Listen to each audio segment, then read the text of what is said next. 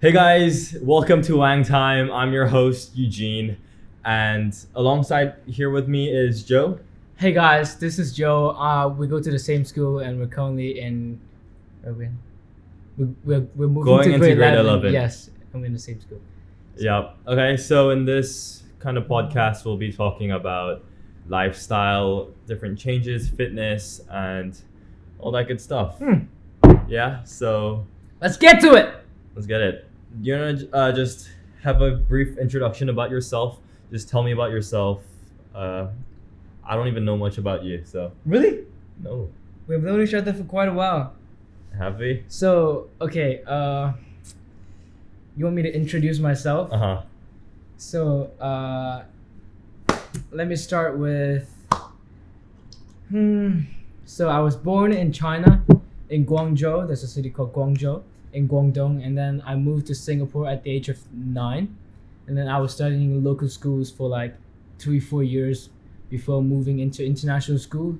Before UWC, I went to Dover Court, which is not really a good school, and then yeah, basically I'm gonna take IB in UWC with Eugene. And are you going to NS? Yep, I've got NS here in Singapore. You guys will know that if you watched my Q&A video. Yeah, Okay. so interesting. So I've heard and I've seen some photos of you back in the days where you just have you're slightly massive. Yeah. Uh-huh. Fluffy. Can you tell me like how you changed, to what made you come to the realization that what you were doing wasn't perhaps the most healthy lifestyle? Yeah. So this is very interesting because my life is a little bit different from most people because I grew up living without my parents. So I grew up with my brother. It's just me and him living in an apartment in Singapore, and so there was no so there's not anyone to look after me and my brother. That's why we get to make all the decisions in our life. So when I was 11 years old, I started playing video games and I was so addicted to it.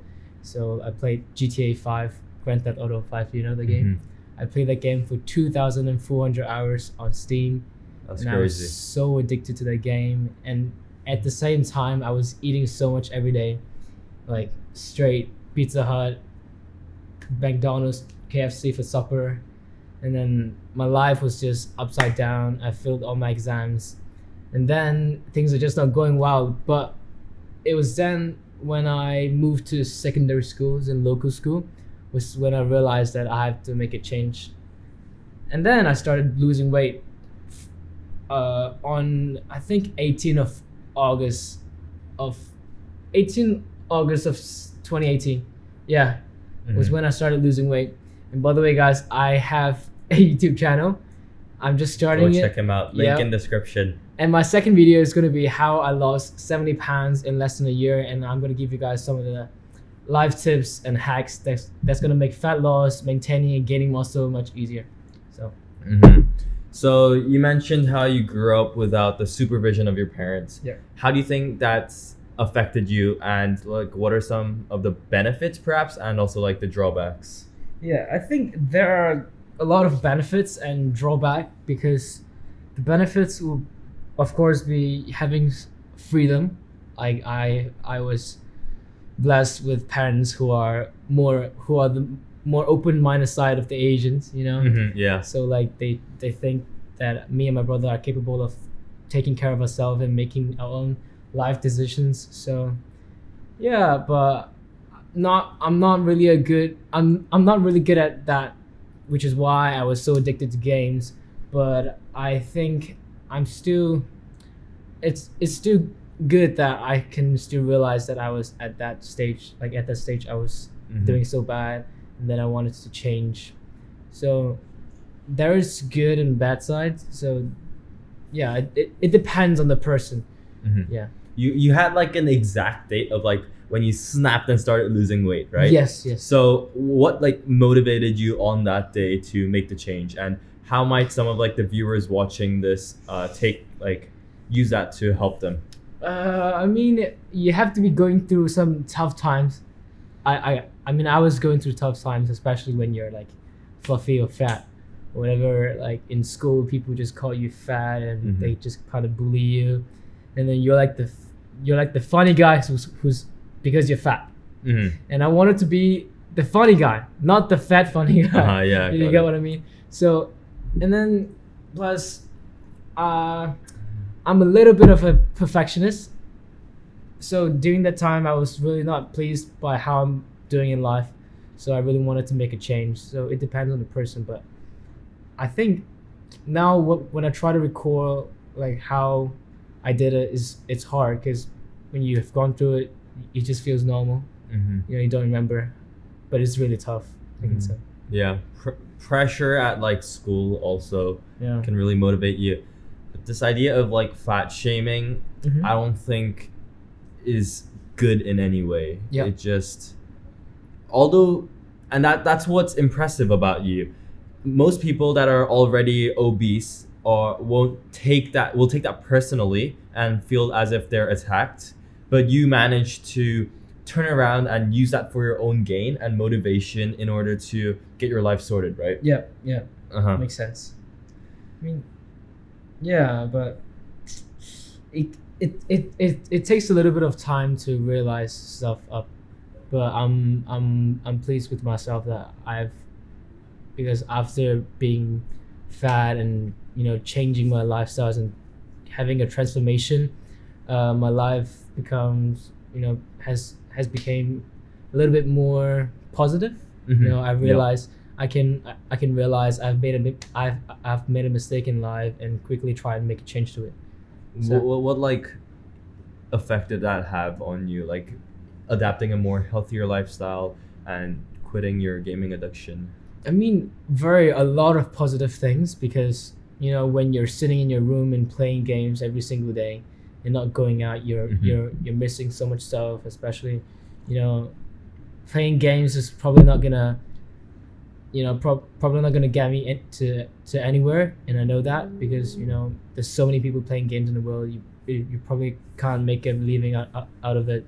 So yeah, I just wanted to discover new things and stop being a, how do you call those people who stay at home and play games? Losers. Yeah. Okay. Okay.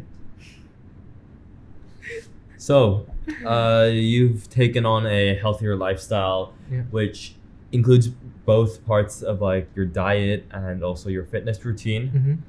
What does like your fitness routine look like? My fitness routine, I mean, it depends on the time of the year. But for this summer holiday, I've got a gym coach and a golf and like a lot of coaches helping me to kind of like have a good to kind of like have a fixed routine for me to kind of try to be productive during the holiday. So I work out 4 times a week. So Monday is chest and tricep. Wednesday back and bicep, and then shoulders, core. Friday is all lower body. And then my diet has been a little very clean. I would say, like a lot of protein and stuff getting into the body, trying to not get back to fat Joe again.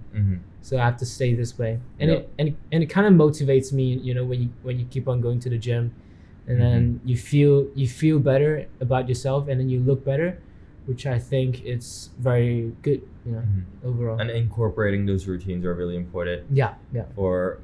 Because routines are what allows you to get into workflow, basically, because at this time I usually do this, so I'll be doing this, and that over a long period of time can really sum up and just transform your life. I mean, actually working out is like a sense of meditation for me, because when I go work out, it's like, interestingly, it gets me into the mood that, after this workout I'm gonna be studying. I want to be positive because I'm working out, and like it really helps you to get your mind right. So that's which is why a lot of people would recommend us, working out in the morning, because it's like a good way to start your day. Good way to start your day. Yeah. And like he said, the hardest part is just getting started. Just by starting, you've already overcome that. Yeah. Because and a lot of times, let's say for content creation, like creating videos on YouTube, the hardest one is your first video, because you have all this anxiety about whether people will like it or not. Same as any piece of work you do. When you go work out, will other people at the gym judge me? Will I not be good enough? Will I not make progress? You have all these doubts, but when you start, you actually get to kind of experience it and get in the workflow, basically. And now, because you're mentioning how people encourage us to like work out in the morning, conquer the day, right? This can like kind of lead us on to this idea of a grind and hustle work and lifestyle. Nowadays, our kind of city, just life in general, is really into just finishing your day, getting everything done, being super productive, and no one's kind of chill, like relax. Everyone's always in that mindset that they gotta do something. And for me, in order to prevent burnout and that constant hustle mindset, I do try and take like a couple minutes, like 15 minutes off a day, just to do some meditation. You do meditation? Meditation, journaling, reading helps a lot. And so that kind of slows the environment down, where I'm able to just chill out for a while and actually reflect upon the day, rather than just continuing and just trying to beat the day, It was actually a good point that you bring up, that they have brought up just now, saying that it's hard to start, like for example, start a routine, start a healthy life, or like start your first YouTube video. It just seems so daunting at the beginning. But I personally think starting is not hard, but being consistent and like, just not giving up is even harder, because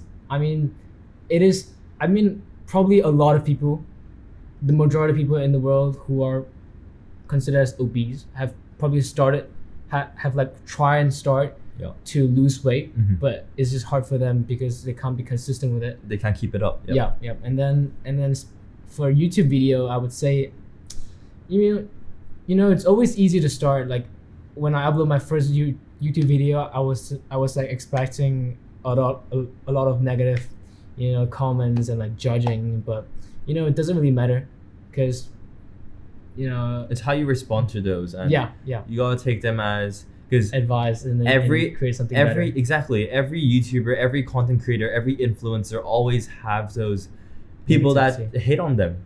And that's all part of the world.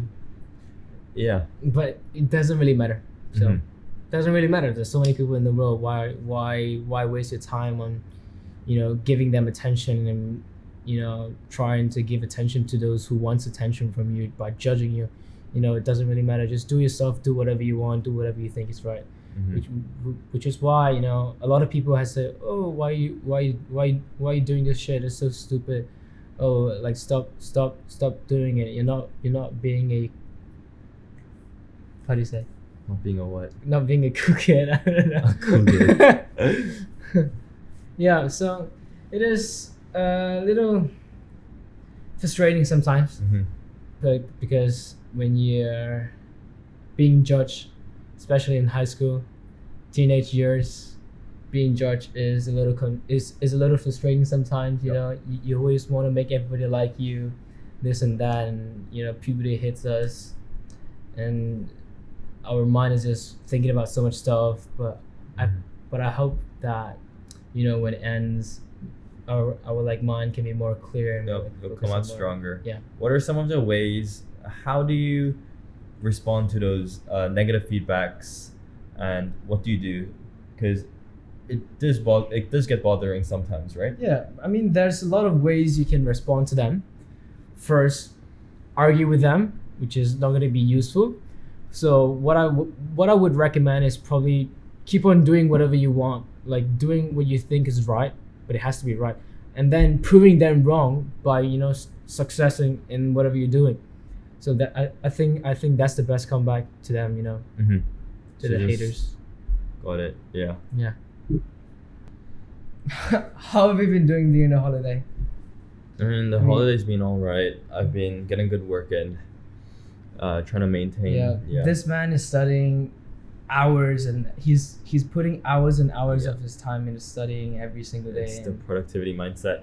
I think by and let's get back to that routine that we were talking about. Yeah. For me, forming a solid routine is just vital to conquering your day, kinda, because it allows you to get started. It also puts you in the mood, motivates you, and by forming these small series of routines, it allows for a compounding habit over a longer period of time. And before you even know it, it's like it's already in your routine. It seems normal to you Yeah. that you don't see like the benefits you get out of it. Yeah. But once it's been like a month or so, say you've been going to the gym consistently, it's been part of your routine, you will see the difference. Mm-hmm. And it's just reflected upon like our whole kind of vision in a sense. Yeah, for routine wise, I mean, productivity has been one of the main goals that I've been trying to go for this year. But it's always hard to be consistent, because there's everyone probably has like this kind of times where you say like, okay, that's it for this. I'm gonna change my life. I'm gonna be productive. Like I'm gonna download all the calendars. I'm gonna make my own timetable. Mhm. I'm gonna do to-do list every single day. I'm gonna wake up at 6. I'm gonna work out, and I'm gonna meditate, and then I'm gonna read. I'm gonna do everything that's positive for my Mhm. life. But after 3 days, it like you have to have a very strong mindset, Exactly. because I mean, waking up at 6 is pretty hard, especially when you're studying, because there's first of all the school, Mhm. and you and obviously you have to have social lives too. Yep. So it is a little bit hard to wake up every day at 6, during school period, and plus, like when after that day, like when you've created all your to-do list, your timetable that you have to follow, but the following day you don't really actually follow the plan, like you just forget that Mhm. it exists, and then when you go back and look at it, and then you just be sad when you have seen that you have never gone back to the app. Exactly. You Yeah. have So paid this so is much money. like the basic idea of the differing levels of motivation throughout one's passion or interest in doing something. So the curve generally looks like a sudden increase at the beginning, and then a gradual decrease, then also a sudden increase in different peaks. Mm-hmm.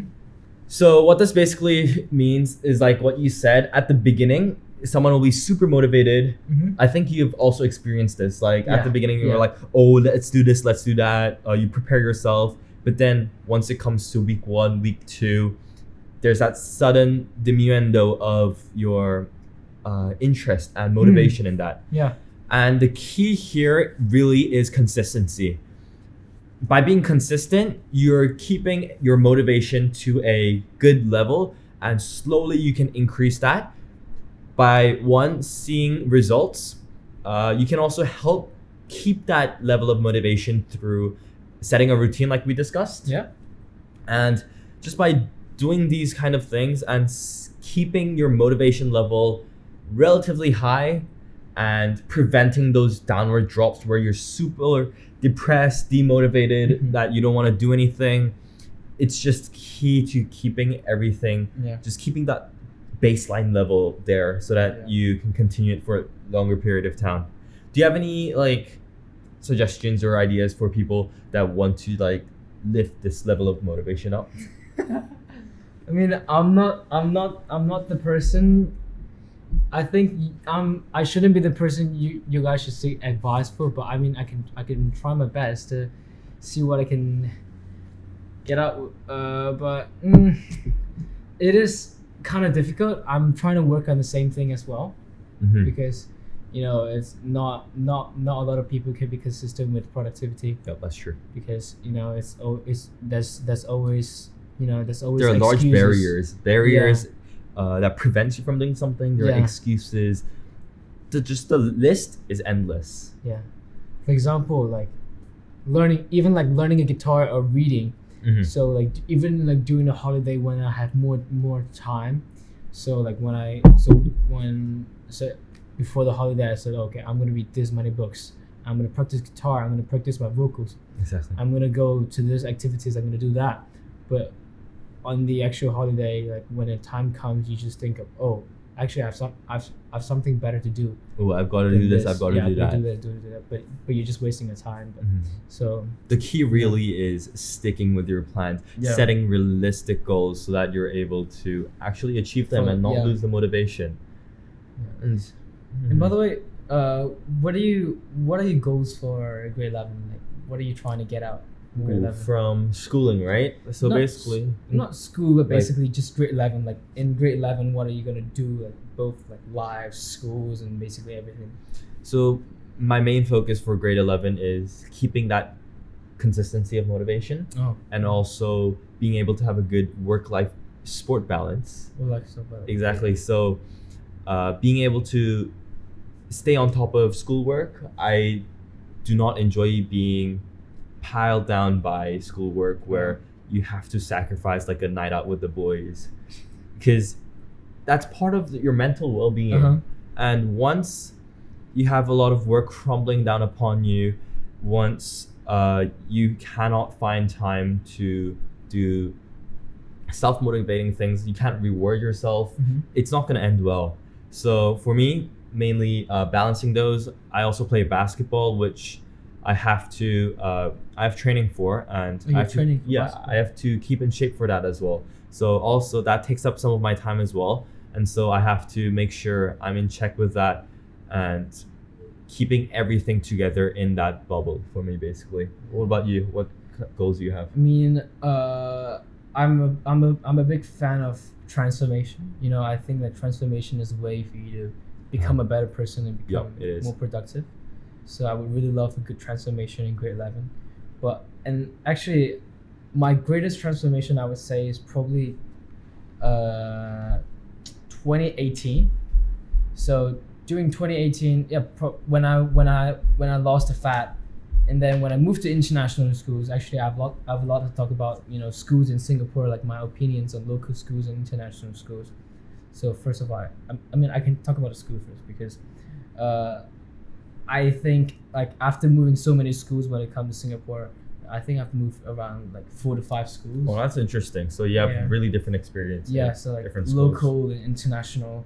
So like what I personally think is international school is probably more suitable for me, for my personality and Lifestyle overall. and habits. Yeah. And like local schools, I would really recommend those who are considering to going local school. Like you should really go to the top tier schools in Singapore, because those are the schools that are only worth going. If not, you should just go to international schools, although they're a little bit more expensive. But it's worth it, International schools, they are more focused on life overall, but not just. Yeah, they take a being holistic approach on Yeah, everything. that's right. They take care of your well-being, and they really train. Comparing to local schools, from what I've heard and my experience from Korea, Mhm. they incorporate a good balance of everything, which prepares you for reality in the future. Rather than just work, you're taken care of in a sense that Mhm. your well-being is Yeah. put into play, your own health as well. And so, Yeah, Mhm. and like talking about going back to my transformation and what I hope I can get out from grade 11 is basically, of course, I think and I knew that I hope that grade 11 will be like a turning point of my life, where I really realize something and I really will like find something out of it and really pursue in it or focus and basically become a better and more productive person, because that is what I want to get out with, because NS is a waste of time. So I have to get myself prepared, you know, get everything prepared. So when I go to NS, I don't waste my time, and already can like focus on life and making myself. Setting those goals are really important. They're a good first stage into helping your transformation, like you said. And thinking of what you can get out of it is also super important. Although it may seem a bit selfish at times, however, it is for your own benefit, and you planning your next year to become a better person overall. And I think that's a good note to leave on. Yeah. So that brings us to the end of this podcast. Thank you for joining us. But before we end, we have a special event before we end, which is a JoJo ASMR. Let's hear it. Is it okay? Never mind. Okay. It's gonna be the end. Hey, that's it for the video, guys. Thank you for watching. I'll catch you guys next time. Peace.